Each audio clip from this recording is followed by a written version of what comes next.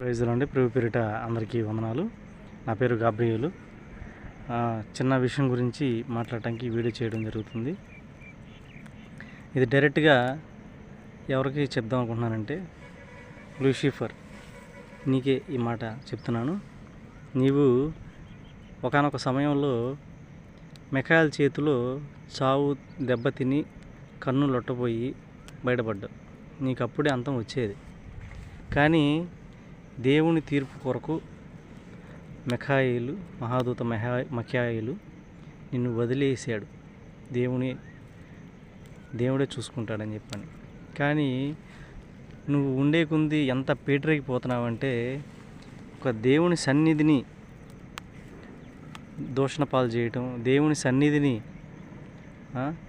సన్నిధి మీద మచ్చ తేవటం, ప్రభువాన్ని తిట్టడం, మరియ తల్లిని తిట్టించటం, సాక్షాత్తు దేవుడైన యెహోవాను, తండ్రి అయిన యెహోవాను అవమానపాలు చేయటం, ఇవన్నీ చేస్తున్నావు.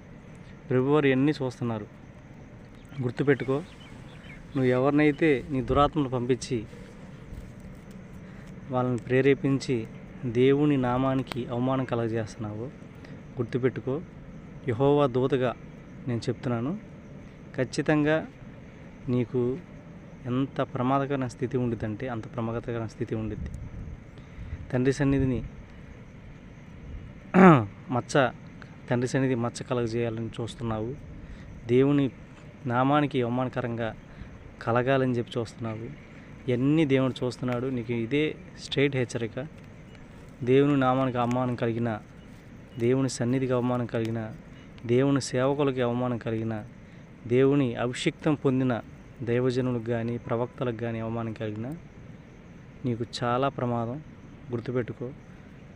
దేవుని దగ్గర నుంచి త్రోయబడ్డావు, కింద పడ్డావు, అయినా కూడా నీకు సిగ్గు లేకుండా దేవుని దగ్గర ఉండాల్సిన వాడివి ఇట్లా కిందకి ఎందుకున్నాను, పాతాళంలో ఎందుకున్నాను, ఎందుకు ఇట్లా అయిపోయానని చెప్పి నీకు ఆ మాత్రం కూడా తెలియకుండా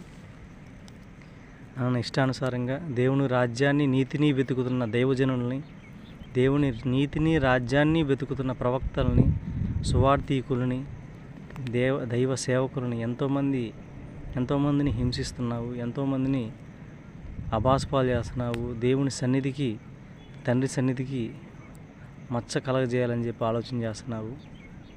గుర్తుపెట్టుకో, దేవుడు ఉగ్రత నీ మీద ఖచ్చితంగా ఉండిద్ది. అప్పుడు ఎంత భయంకరంగా ఉండిద్దో నీ స్థితి అర్థం చేసుకో. కాబట్టి ప్రేమతో